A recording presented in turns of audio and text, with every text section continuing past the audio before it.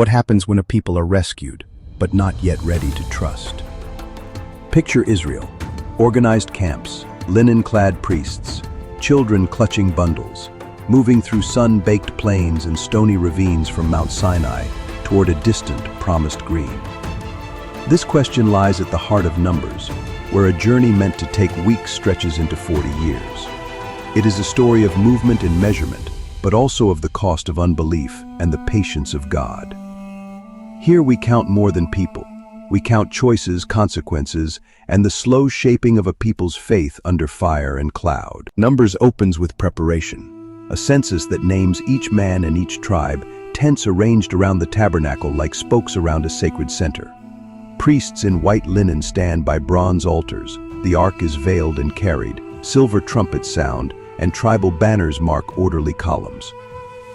The pillar of cloud by day and the pillar of fire by night lead them, God's presence visible among canvas and sand. The scene is purposeful and ceremonial, a people moving with ritual, law, and a promise pulling them ever forward. But the desert tests memory. Hunger and thirst become complaints. Homesickness for Egyptian bread fills conversations. When 12 spies return from Canaan, 10 speak of giants and high walls, and the camp trembles. Cries rise at evening fires. We were better off in Egypt. Fear distorts the past and paralyzes the future. The rebellion is not one dramatic moment, but a chorus of small refusals, questions swallowed by panic, trust replaced by rumor, and a single generation's unbelief reshapes the nation's destiny. Leadership is stretched thin. Moses stands between God and a people, pleading and judging, guiding and grieving. Challenges erupt. Open rebellion, bitter accusations, divisions over authority.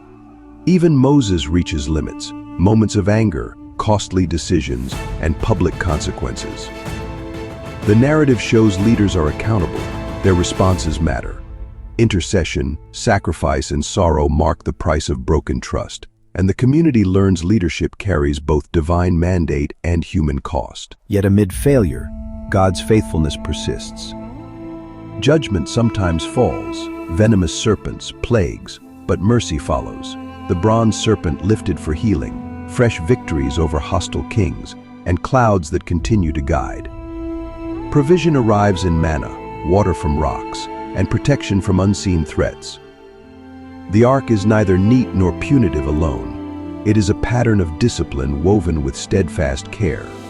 Even when Israel falters, God remains the faithful presence who corrects without abandoning. Time passes, the old faces fade, and a new generation rises. Sons who learned the desert's hard lessons. A second census names their numbers. Younger warriors, shepherds, mothers prepare.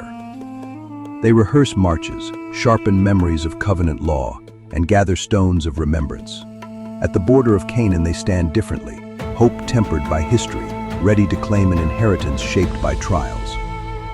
The story turns from wandering to readiness, from punishment to preparation for promise. Numbers speaks to us now. Freedom without trust leads to wandering, and fear can delay destiny for years. Like ancient Israel, modern communities can be rescued yet resist the next step.